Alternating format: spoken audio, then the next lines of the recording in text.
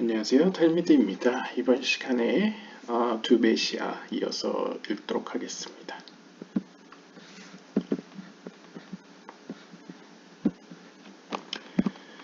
And only the Elohim can find the fleeting.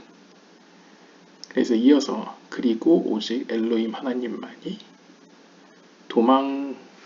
도망치는 이들, 그러니까 쫓기는 이들을 찾을 수 있습니다. Namely the children of Israel, of whom it is said, but you, my flock, the flock of my pasture, are man.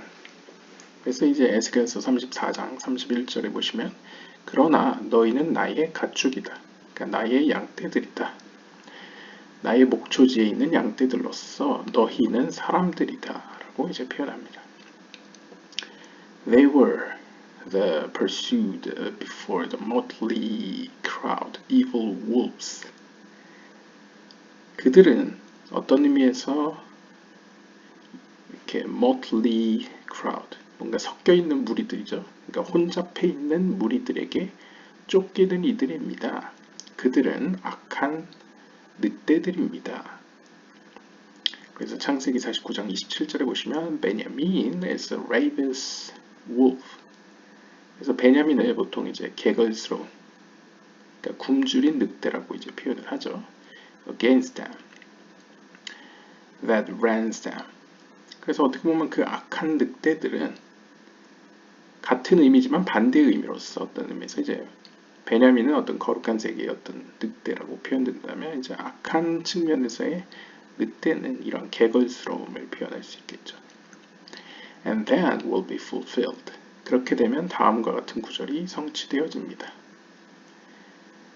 그래서 같은 구절에 In the morning he shall devour the prey.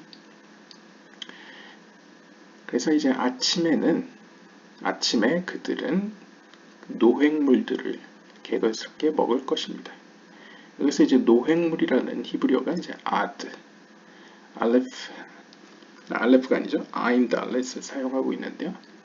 이 아인달렛으로 이루어진 아드라는 것은 또 다른 뜻으로 언제까지라는 전치사로 사용할 수 있습니다. 그래서 이제 같은 창세기 49장 11절을 보시면 실로가 오기까지 라고 번역되는 until Shiloh comes. 여기서 언제까지 아드가 사용되고 있습니다. 근데 여기서 실로는 보통 이제 기독교 카발라에서는 예수를 가리키는 것으로 해석을 하지만 뭐 중세는 이제 중세 카발라는 이제 메시아를 의미하는 것으로 해석도 하지만요. 어떤 의미에서 같은 의미죠. 이제 두 메시아와 모세의 관계에서 이제 여기서의 실로는 이제 모세를 가리킨다라고 이제 술람 주석은 해석을 하고요. The morning being the morning of Abraham. 그리고 아침이라는 건 해가 떠오르는 것이기 때문에 이제 헤세드를 의미하는 아브라함으로 이제 표현될 수 있겠습니다. 그래서 아브라함은 헤세드 그리고 아침을 의미하고요. When the great Chesed becomes revealed, then Ad, who is Moses, will be revealed. 그래서 어떤 그런 큰 의미에서 아브라함으로서의 헤세드는 나타났을 때, 말쿠트의 세계에 나타났을 때에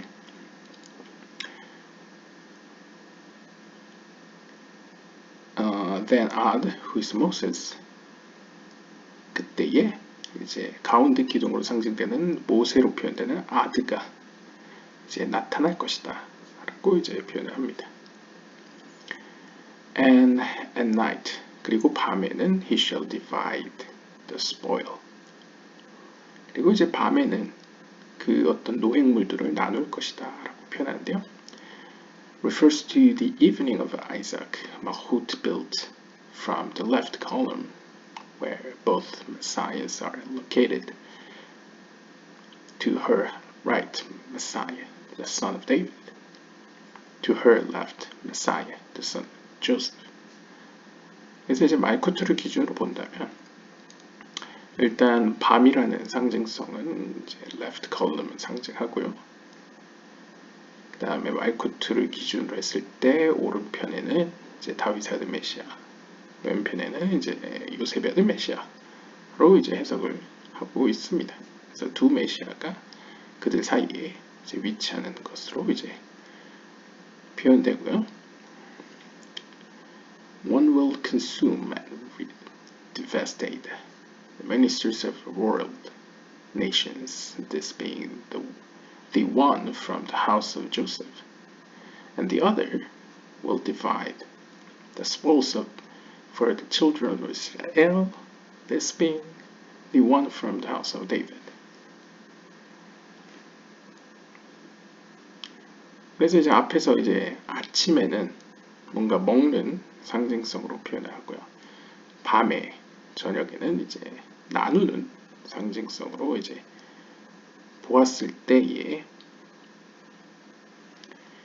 아침에 이 먹는 것은 어떤 의미로 the one from the house of Joseph, 요셉의 집 혹은 요셉의 측면의 메시아를 의미하는 것으로 표현할 수 있겠고요. 반대로 이제 나누는 것, 이스라엘 자녀들을 위하여 어떤 몫을 나누는 것은 이제 다윗의 집의 메시아를 의미할 수 있겠습니다.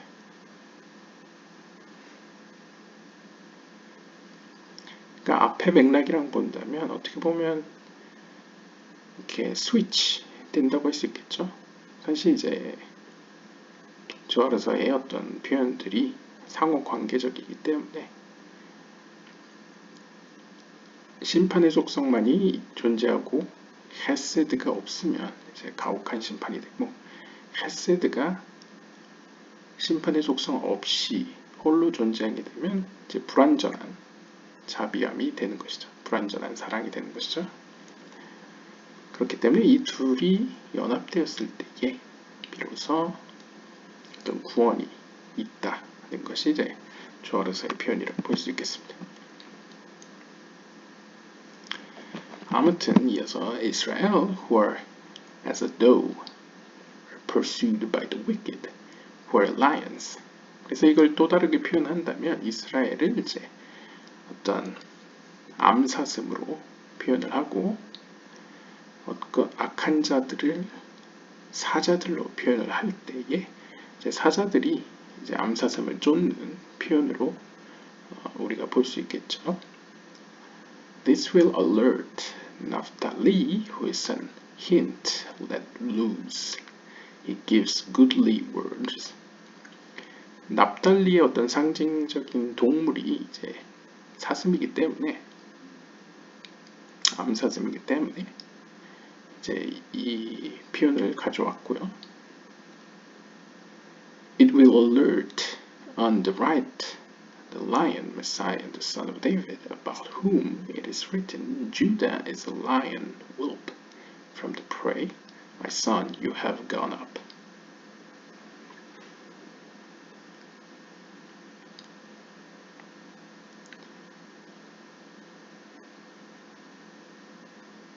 그래서 지금 암사슴과 사자를 등장시켰는데요.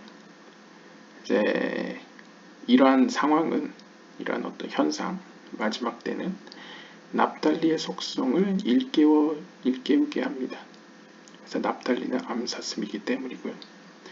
그 다음에 또 이 현상은 오른쪽 속성을 깨우는데, 이 오른쪽 속성은 다윗의 집이기 때문에 이제 유다 지파라고 할 수 있겠죠. 그렇기 때문에 사자로 여기서는 표현하고 있습니다. 그래서 다윗의 아들 메시아를 상징하는 것으로 해석을 하고요. 그래서 이제 같은 구절을 가지고 와서 그냥 유다는 이제 젊은 사자이다 라고 이제 표현을 하고 있고요. And he will go around to the nations of the world. 그래서 그 젊은 힘찬 어떤 사자로 표현되는 유다 혹은 이제 다윗의 아들 메시아가 어떤 전 세계를 돌아다니는, 그러니까 온 세계를 누비는 표현으로 이제 설명하고 있습니다. He stooped down, he crouched upon them to devour them. 그래서 어떻게 보면 여기서의 유다 사자라는 것은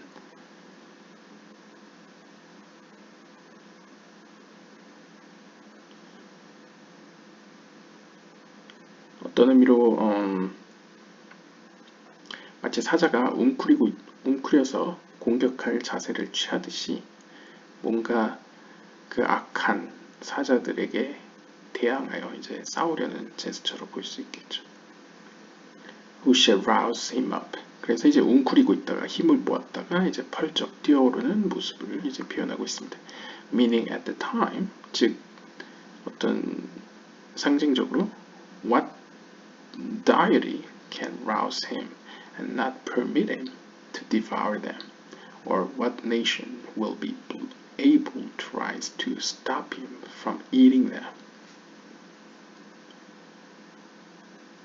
즉 이것이 의미하는 것은 그때에 what deity can rouse him.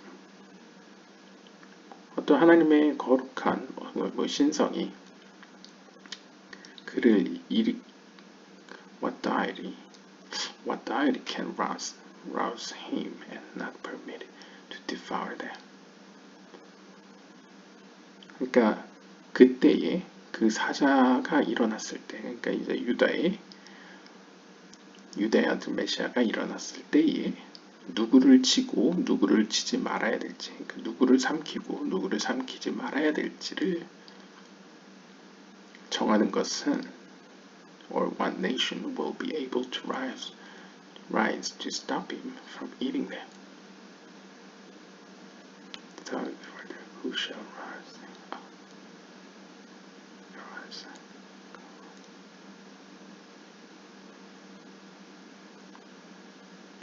약간 정확하지 않은데 그때가 되면 누구를 글쎄요, 이게 질문 형태로 쓴 건지는 잘 모르겠지만요. 그러니까 그때에 뭔가 분별을 한다는 거죠. 그때에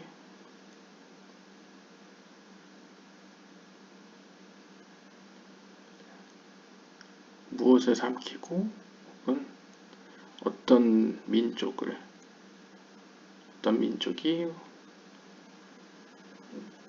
그들을 막을 수 있을지. 글쎄요, 이어서 보도록 하겠습니다. 맥락을 봐야 되니까요. And Israel are like a dove pursued by the eagle. 그리고 또 다른 표현이 나왔대요. 이제 독수리에게 쫓기는 한 마리의 비둘기에 대해서 이야기를 합니다.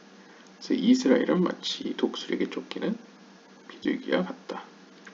So representing the birds of the nations of the world.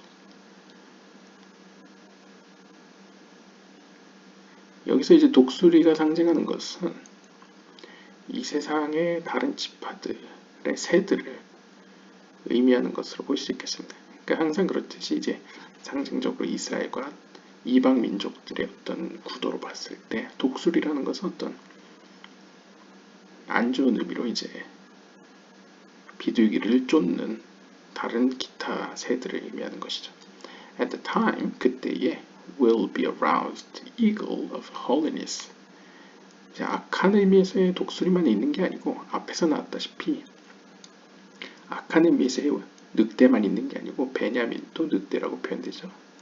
그리고 악한 측면에 사자만 있는 게 아니고 유다도 사자라고 불립니다. 그것처럼 이제 독수리에도 거룩한 측면에 독수리가 그때에 일어날 것이다. He shall spread his wings upon the mixed multitudes as of Ishmael, Malachim, and the evil multitudes of Israel, and devour them. 그리고 그때가 되면 그 거룩한 독수리가 자신의 날개를 펼쳐 섞여 있는 무리를 덮습니다. 여기서 섞여 있다는 것은 이제 이스라엘만 있는 게 아니고 에서, 이스마엘, 아말렉 그리고 그 밖에 어떤 악한 민족들이 뒤섞여 있는 무리를 이제 뒤덮는다는 거죠. 그리고는 그들을 삼킵니다. And not one will remain. 그때에 누구도 남아있지 않을 것입니다. to fulfill that which is written about Israel. 이것은 신명기 32장 12절에 나오는 So Hashem alone did lead him, and there was no stranger with him. 그때에 따라서 요대밥의 하나님 홀로 그를 인도했으며 그리고 다른 신은 그와 함께 있지 않았다. 그러니까 하나님 외에 다른 신은 존재하지 않았다라는 구절로 이제 구절을 성취하기 위해서 그 누구도 남겨지지 않는다는 것이죠. 어떤 심판을 피할 수 없다라는 표현으로 볼 수 있겠고요. From that time on, 그때 이후로 no converts will be accepted as the masters of the Mishnah have expressed it. 그때가 되면 더 이상 회개를 받지 않습니다. 그러니까 더 이상은 회심자들이 받아들여지지 않는다는 것이죠. 이것에 대해서는 이제 미슈나의 현자들이 설명한 바가 있는데요. 표현한 바가 있는데요. At the days of Messiah, no converts will be accepted. 그러니까 이제 미슈나의 현자들에 따르면 마지막 때가 되면 메시아의 날일들이 오면 더 이상의 어떤 회심자들을 받아들이지 않습니다. 그러니까 받아들여지지 않습니다. 라고 합니다. 그러니까 어떤 변화가 없는 세계로 넘어가는 것이죠. The nations of the world that will remain will see the Holy One, blessed be He, stir up them, the beast of man, to fulfill the words of the prophet. 그때가 되면 이제 세상에 있는 모든 민족들이, 즉 이 땅에 남아있는 어떤 민족들이 거룩한 하나님을 보게 될 것입니다.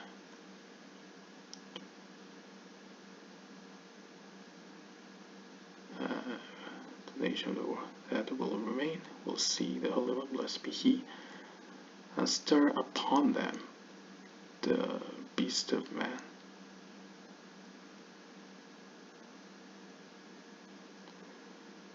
그리고 이제 주어가 누군지 모르겠는데요.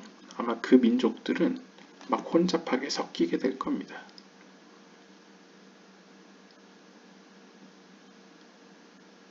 See, stir upon them the beast of man. 사람의 짐승들이 그들 위에 섞여지게 될 것입니다. 이는 예언서의 말씀을 성취하기 위해서입니다. 이사야서 60장 12절에 보시면 For the nation and kingdom that will not serve you shall perish. 그래서 이제 그때가 되면 당신을 섬기지 않을 민족과 왕국은 멸망할 것입니다. 라고 기록되어 있기 때문에 이제 사람의 형상을 한 이제 짐승들이 그들 위에 어떤 섞여진다는 표현은 어떤 심판을 의미한다고 볼 수 있겠죠. And to fulfill with Israel, 그리고 이스라엘을 향해서는 다음과 같은 말씀을 성취하기 위해서 이런 일이 일어납니다. 창세기 9장 2절에 And let them have dominion over the fish of the sea, and the fear of you, and the dread of you. 그래서 이제 그들로 하여금 바다에 있는 물고기들을 다스리도록 하자. 다스릴 수 있도록 하자. 다스리게 하자. 그러니까 여기서 바다의 물고기가 상징적으로 이제 앞에서 얘기했다시피 어떤 말구토의 세계라고 볼 수 있는 거죠. 그리고 그들로 하여금 너희들을 이제 두려워하도록 하자. 라는 말씀을 성취하기 위해서 이렇게 하신다. 라고 볼 수 있겠고요. Now from the subject of grain, 그리고 이제 곡식과 관련된 주제로 우리가 넘어가게 되면 Five types of bread that are the most broken of them all, with the threshing and melting, are wheat, barley, spelt, rye, and oats.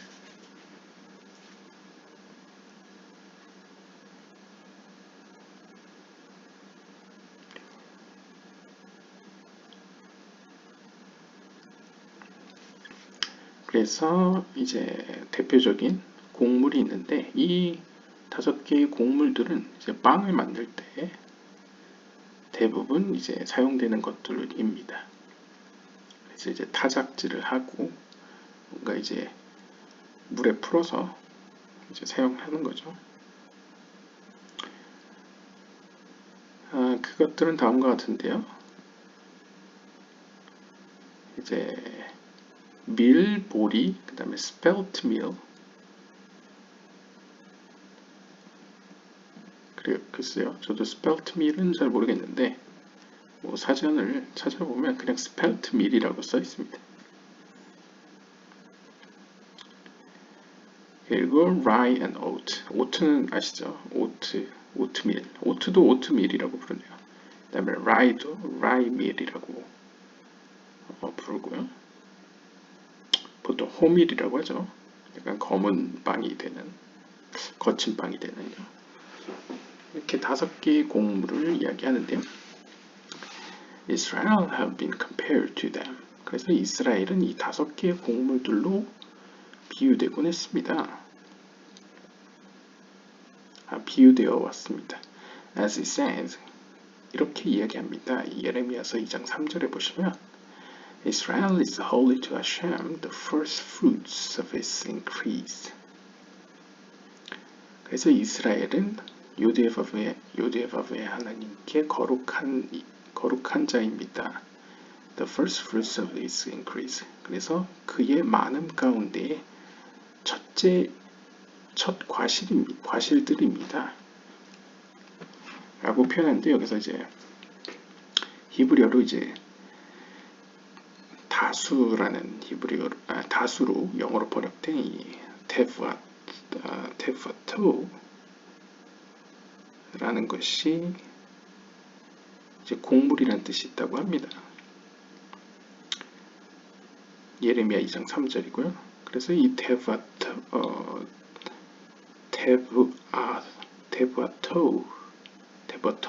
is written with hay. 그래서 여기 보시면 이제 테브아토인데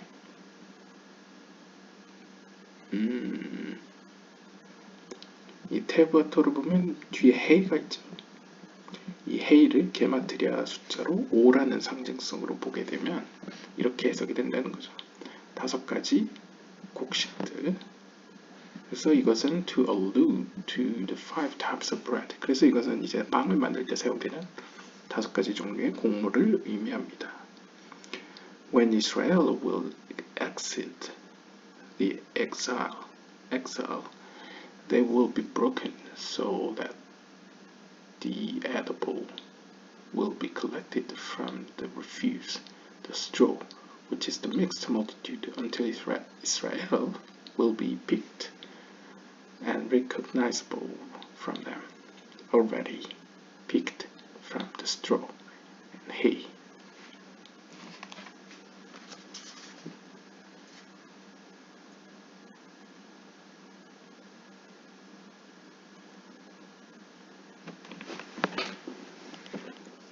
그래서 이제 그냥 쉽게 이해를 하자면 이제 추수를 한 다음에 곡물을 섭취하려면 타작질을 해서 분리를 시켜야 되죠. 바람에도 날리고요.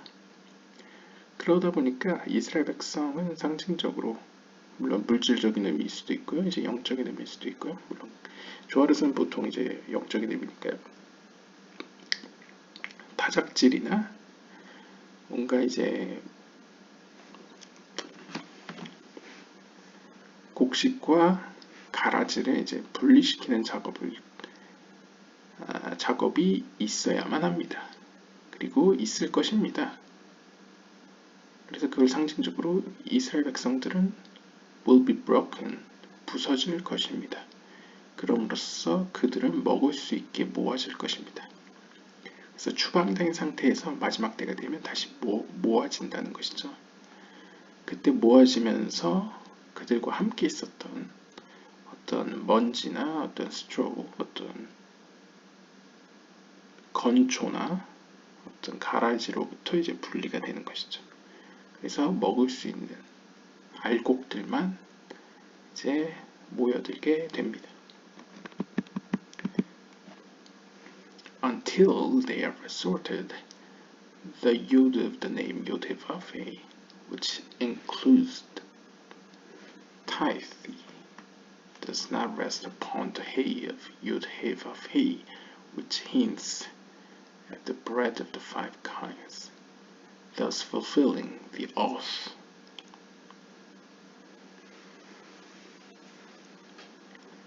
그러니까 이거 굉장히 이제 상징적으로 썼는데요.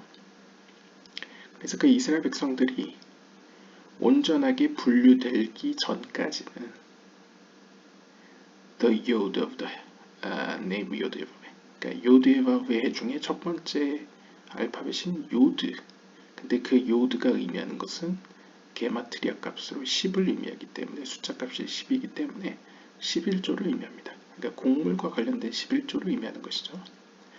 근데 그 11조로 상징되는 이 요드는 그 다음 알파벳인 헤이에 깃들어 있지 않습니다.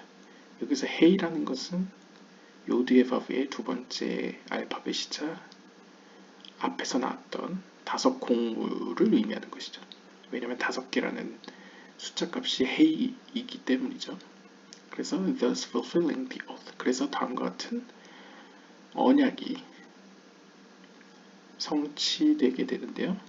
이제 출애굽기 17장 16절을 보시면 because Yah has sworn by his throne. 왜냐하면 요드해 하나님께서는 자신의 보좌로 약속하셨기 때문입니다. 그러니까 어떻게 보면 요드해라는 건 이제 여기서의 요드해는 어떤 의미로 앞에서 나왔던 11조를 의미할 수 있고요. 그의 보좌는 어떤 5곡물로 표현할 수도 있겠죠. The oath being that the name and the throne remain incomplete until the eradication of the seed of the Amalek.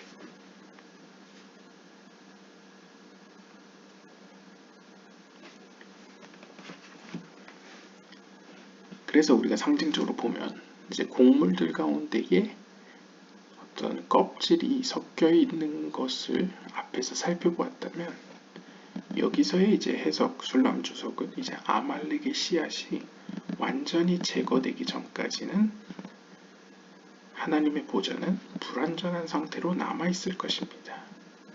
그것이 바로 하나님이 한 맹세입니다. 언약입니다. 라고 이제 표현합니다. 그러니까 어떻게 보면 이제 하나님께서 자신의 온전해진 보좌에 앉는다는 것은 이제 마지막 날이 되어서 이제 성취가 된다는, 완성된다는 의미를 가지고 있죠. 근데 그러려면 아말렉의 씨앗이 이제 제거되어져야 된다라고 이제 표현합니다. 그러니까 섞여 있다는 의미죠. 현재 상태는요. Therefore, chaff and straw are not subject to tithing until it is all sorted. 따라서 우리가 쉽게 생각하면 채질을 하고 가라지를 바람에 날릴 때까지는 이 곡물들은 11조의 대상이 되지 않습니다. 그러니까 11조로 표현되는 요드는 온전하게 이 세상에 임할 수 없다는 것이죠.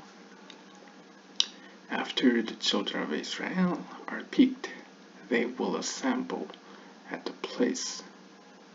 that place called Jerusalem. 그래서 이걸 상징적으로 또 표현을 하면 이스라엘 백성들, 즉 알곡들이 선택되어진 다음에 비로소 그들은 예루살렘이라고 불려지는 어떤 특정한 장소로 모여들 것입니다. 그러니까 이제 말쿠트로 모여든다는 거죠. 상징적으로 보면 이제 의로운 영혼들이 말쿠트에 모여든다는 것으로 보일 수 있습니다. 그래서 like wheat after the removal of chaff and straw is brought into the storehouse. 그러니까 우리가 또 상상을 해보면 보통 이제 타작마당 같은 데서 이제 채찍질을 하고 타작질을 하고 바람에 이제 결을 날리고 나서야 이제 돌멩이 같은 것도 다 없앤 다음에서야 이제 밀 알곡들이 남게 되겠죠. 그러면 그때서야 비로소 그 알곡들만 저장소로 옮겨지게 됩니다. 마찬가지로 So Israel will gather which are grains to Jerusalem that is built on the mountain of Hashem, as it is written, Who shall ascend into the mountain of Hashem? Or who stand in his holy place? He that has clean hands and pure heart. 그러니까 이제 시편 24편 3절 4절을 보시면 과연 누가 유대법의 하나님의 산으로 올라갈 수 있겠는가? 누가 그의 거룩한 장소에 서 있을 수 있는가? 그는 바로 깨끗한 손들을 가지고 있는 자로서 그들은 깨끗한 마음을 가지고 있는 자들이다 라고 이제 표현합니다. 그러니까 상징적으로 보면 이제 어떤 영적인 깨끗한 자들이 바로 곡물들이고 곡식들이고, 그러니까 곡식의 알곡들이고, 이들이 바로 하나님의 장소인 예루살렘으로 올라가서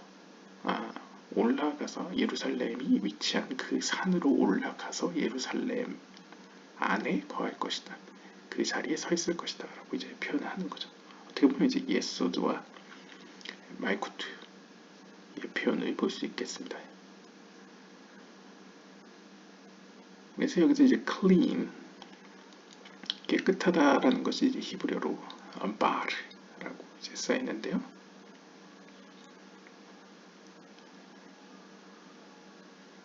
이 바르라는 것은 is the corn, 또한 알맹이, 알곡을 또 바르라고 한다고 합니다. meaning grain, after it was sorted out of the chaff.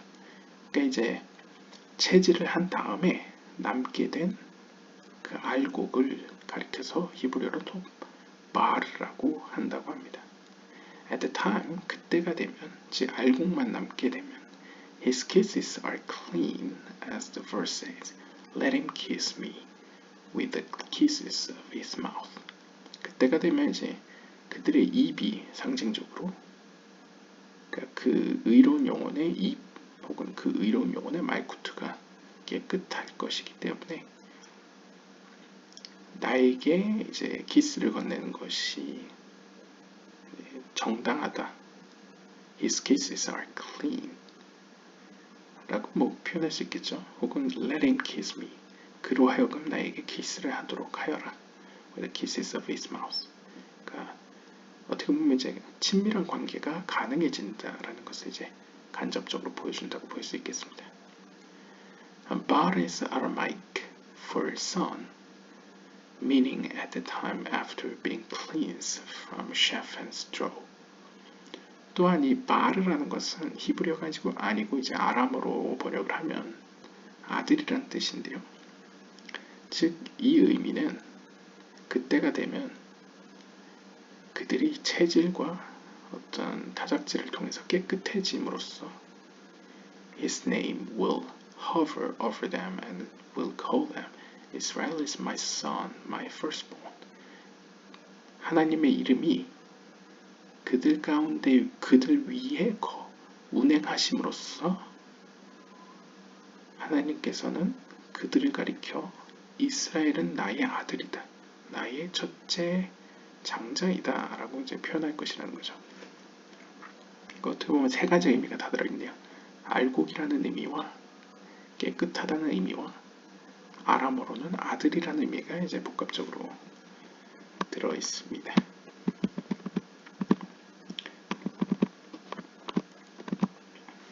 And so with the trees, no trees are broken like the vine. 그리고 이제 또 배경은 바뀌어집니다. 이제 나무, 포도나무를 가리키는 것 같은데요. 나무들의 비유에서도 그러한데요. 그 어떤 나무도 포도나무처럼 부러지지 않습니다.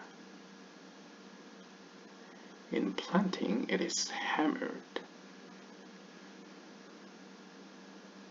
as it has no strength to stand but lay on the ground. 그러니까 저도 뭐 이쪽은 잘 모르지만 포도나무를 심을 때에는 포도나무를 고정시켜야 되는 것 같습니다.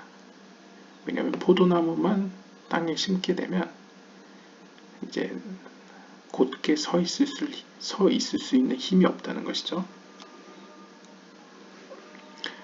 그래서 나무가 만약 쓰러지게 되면 그 나무에 매달려 있는 열매들도 상하게 되겠죠. 그래서 its grapes are broken. 그럼 이제 포도들도 이제 부서지게 되고요. crushed under feet. 그리고 그것을 밟고 동물이나 사람이 밟으면서 열매들이 부서지게 되겠죠. And so the olive is crushed. 그리고 마찬가지로 올리브 나무 역시도 이런 식으로 부서지게 됩니다.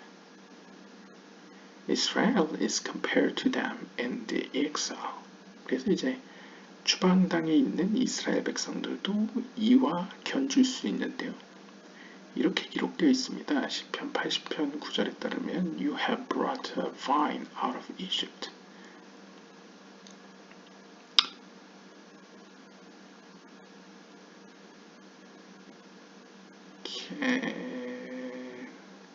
여기서 이제 복수인지 단수인지 보고 있는데요.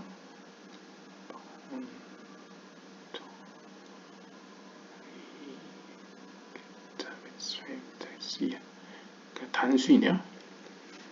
그러니까 너는 이집트로부터 포도나무를 가져왔다. 라는 게 이제 시편 80편 9절인데요. And so in the first exile. 그러니까 이제 이 이집트로부터 너는 포도나무를 가져왔다는 건 이제 이스라엘을 포도나무에 비유하는 것이 성경에 있다는 것이죠. 그 다음에 and so in the first exile.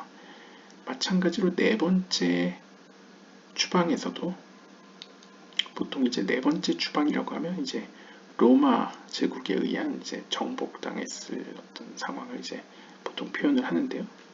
For the vineyard of Hashem Tzvaot is the house of Israel.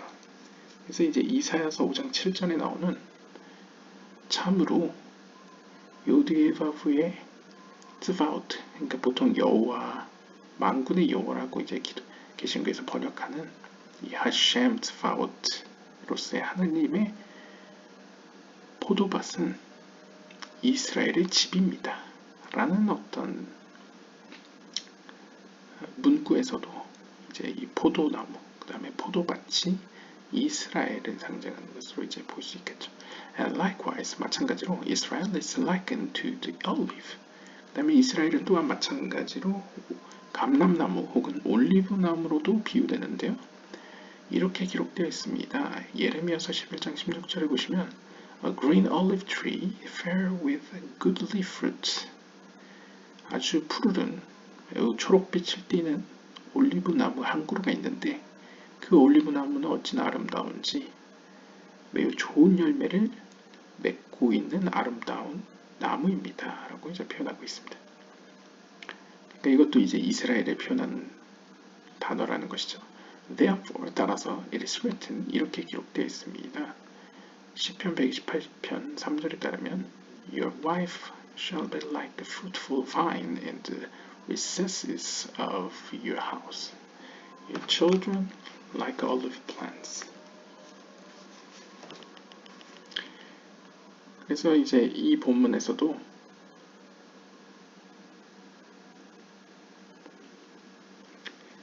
당신의 아내는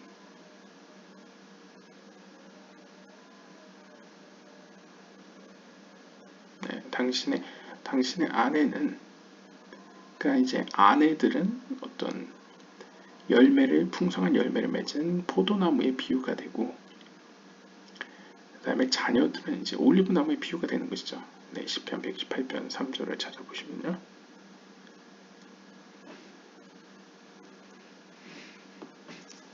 그래서 아마 이제 고대 사회에는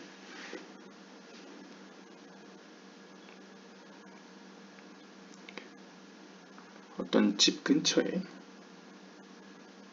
특히 이제 이스라엘 지역에는 이제 포도나무나 이제 올리브 나무가 많이 있으니까요.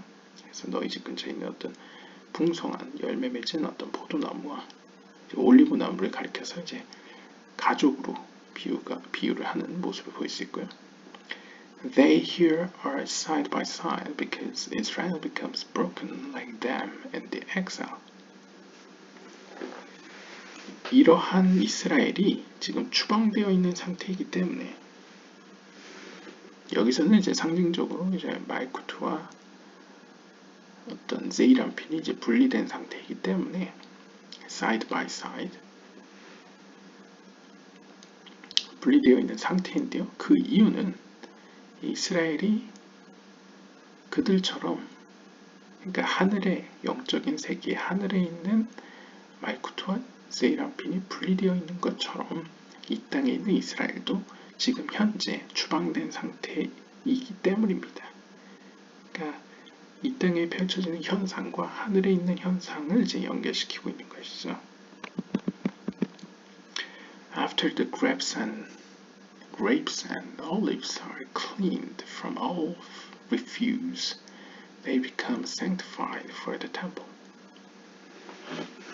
근데 상징적으로 이제 메시아의 시대가 와서 모든 추방된 상태로부터 깨끗해지고 이제 모여들게 되면 그리고 그들의 결실이 허투루 돌아가지 않게 되면 그들은 성전에게 바쳐질 11조로서 거룩하게 구별되어지게 됩니다. Wine for libation upon the altar, the olives for kindling the candle. 그렇게 수확된 그들의 열매들은 각각 상징적으로 제단 위에서 드려지는 어떤 포도주가 되어지고 또 그들을 올리브나무에 비유를 한다면 the candles of the lamp 성전 안에 있는 그 메노라 그 등잔을 밝히는 기름이 되게 되겠죠. Who merits this? 자 그렇다면 과연 누가 이러한 자격을 얻을 수 있겠는가? Wine not libated in idolatry. 바로 포도주이긴 포도주인데 우상에게 바쳐지지 않는 포도주를 일컫는 말입니다. 그러니까 그냥 이제 좀 더 추상적으로 이야기를 하면 하나님이 아닌 다른 것에 그들의 열매가 돌려지지 않는 하나님에게 돌려지는 열매가 바로 어떤 성전에 드려지는 포도주이자 이제 올리브 기름이다라고 표현할 수 있겠습니다. The mixed multitudes are like wine poured for idol worship. 그래서 여기서 설명하죠. 이스라엘은 어떻게 보면 하나님을 향해 드려지는 거룩히 구별된 어떤 포도주와 기름을 의미한다면 섞여있는 무리들, 즉 이방민족이죠. 아니면 이스라엘 내에 있는 어떤 이스라엘을 비롯한 어떤 섞여진 불순물이 있는 그런 자들은 마치 우상 숭배를 위해 드려진 포도주와 같습니다. Among them are apostates and non-believers that transgress the whole Torah. 그래서 이거 이제 유대교적으로 표현하면 그들 가운데에는 배반자들도 있고 무신론자들도 있고 그 다음에 모든 토라 하나님의 모든 말씀을 어기는 자들이 이들에 해당됩니다.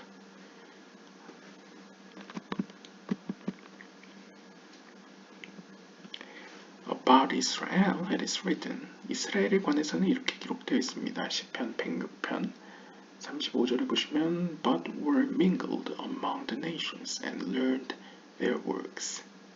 그래서 지금 추방된 이스라엘 현재 어떤 이 글이 쓰여진 그 당시 어떤 영적인 의미에서 이스라엘을 살펴보면 그들은 현재 시편 106편 35절에 기록되어 있듯이 이방 민족들 가운데 흩어져서 그들과 섞여져 있는 상태입니다.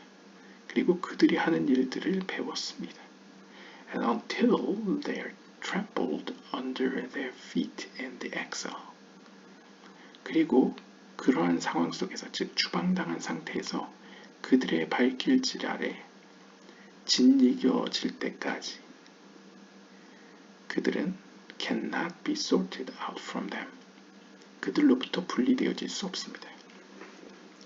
그러니까 약간 여러분들이 이해할 수 있도록 본다면 이제 기독교 역사에서도 이제 핍박받으면서 이제 기독교가 다른 종교와 이렇게 구별이 되어져 가지고 그것처럼 유대교의 어떤 이런 표현 속에서도 어떤 거룩한 영혼들은 어떻게 보면 내면적으로 존재하기 때문에 그러니까 겉으로 보기에는 구별이 안 되죠. 그 사람의 사람 속을 모르기 때문에요. 그렇기 때문에 어떤 역경과 혼란 속에서 어떤 진짜 믿는 자와 어떤 믿지 않는 자 혹은 약간 가발라적인 표현으로는 진짜 하나님께 향하는 자와 그 외 다른 신을 향하는 자들이 어려운 가운데 이제 나타나게 된다. 이제 구분되어진다라고 볼 수 있겠습니다. About them, 그들에 관해서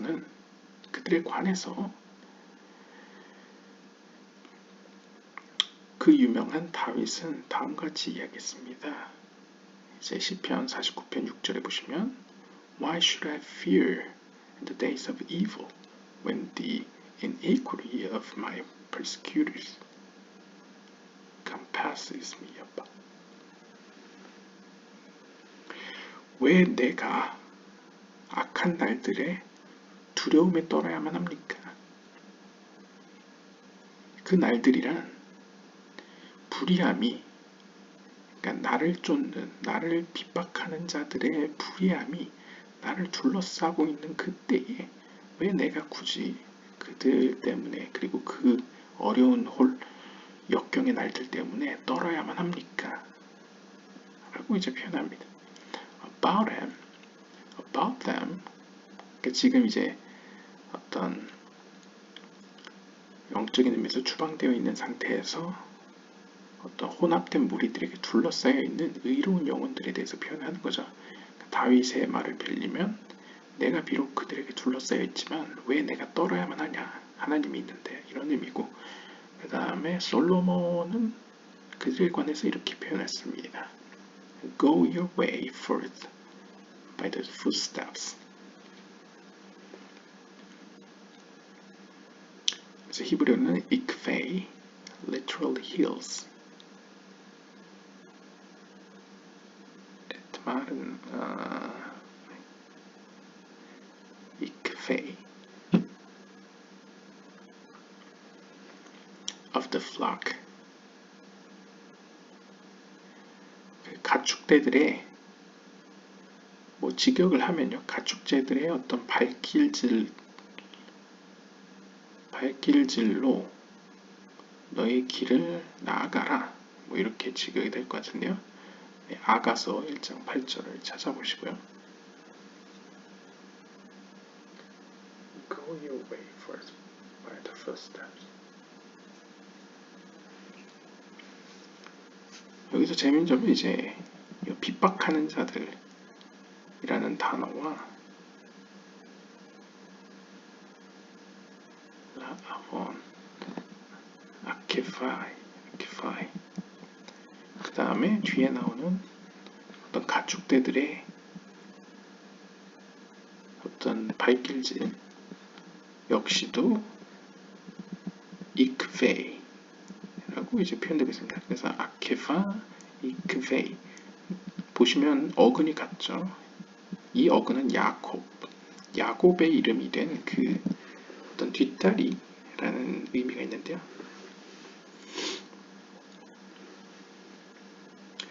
뒷다리라기보다는 이제 뭐라고 할까요? 그냥 뭐 있는 그대로 hill이라고 볼 수 있는데요. 보통 이제 발의 뒷면이기 때문에 제가 이제 뒷발이라고 표현했는데요. 뒤에 있는 발이 아니고 이제 발의 뒷면을 의미하죠. 그래서 이제 에서가 야곱이 에서의 발목을 잡고 나왔기 때문에 이제 야곱의 이름이 이제 이 에케브를 어근으로 하는 이름이 탄생되게 되죠. 근데 여기서 중요한 거는 ikvei are the same letters as Jacob. 여기서 설명하죠. 앞에 나오는 핍박하는 자들이란 단어와 그 다음에 이 어떤 뒷발길 뒷발질, 뭐 발질 이라는 의미 둘 다 야곱이라는 이름과 같은 단어입니다. About him is written concerning the original serpent who seduced Eve. It shall bruise your head, and you shall bruise his heel. 그리고 이 발의 뒷면이라는 상징성은 창세기 3장 15절에 나오는, 보통 이제 기독교에서는 이제 예수와 관련돼서 해석을 하지만 일단 이 조아르서 유대교에서는 이제 앞에 나왔던 에케브라는 단어와 연결지어서 여기서도 보시면 이제 뱀한테 하는 얘기죠. 그 선악과에 나오는 그 뱀을 가리켜서 그 뱀이 너의 하와의 자손, 그러니까 하와의 자녀들이 너의 머리를 이제 다치게 할 것이고, 그 다음에 그러니까 뱀은 그의 발 뒷면을 다치게 할 것이다. 여기서도 같은 에케브라는 단어를 사용하고 있습니다. 그래서 after leaving exile, they are compared to apples and all matters of fragrance as happened when departing Egypt. As it says, I aroused you under the apple tree.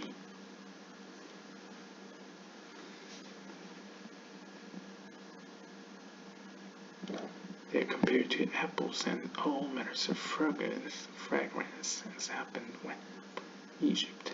그래서 이제 어떻게 보면 추방의 시대가 끝나고 추방의 상태에서 벗어날 때에, 벗어나면 그 이후에, 그러니까 이제 자유로운 몸이 된 이스라엘을 우리는 사과들 혹은 사과와 같이 향기로운 어떤 향기로움을 내는 모든 것에 비유하고는 합니다. 이러한 현상이 이집트에서 탈출할 때에도 기록되어 있는데요. 아가서 8장 5절에서 이렇게 이야기합니다. 나는 사과나무 아래에서 너를 일으켰다 라고 이제 표현을 하는 것이죠. 그러니까 뭔가 향기로움을 내게 된다. 추방의 상태에서 벗어나게 되는 자유로운 몸이 되면서 그 영혼이 향기를 발산하는 어떤 표현을 보여주고 있습니다. 이렇게 해서 이제 두 메시아에 대한 이야기가 끝나게 되는데요. 전체적으로 보면 이제 유대교에 나오는 두 메시아와 모세, 이 세 명의 어떤 표현들이 중요하게 언급되고요. 그 다음에 그 밖에 여러 가지 표현들이 등장합니다. 요드의 바브의 이름도 등장하고 5가지 곡물들도 등장을 하고요. 그 다음에 늑대와 사자, 비둘기도 나오고 독수리도 나오고, 그 밖에 바다와 물고기, 말쿠트와 또 여러 가지, 그 다음에 4개의 동물들, 머리 내달린 짐승도 나오고요. 그 다음에 요셉의 아들 메시아, 다윗의 아들 메시아 같은 여러 가지 상징들이 이제 복합적으로 등장했고, 중요한 것은 이것이 이제 마지막 때 메시아의 시대에 일어날 어떤 표현으로 해석한다는 점에서 이제 좀 메시아니즘의 성격을 가지고 있다고 볼 수 있겠습니다. 네, 오늘은 여기까지 보도록 하겠습니다. 감사합니다.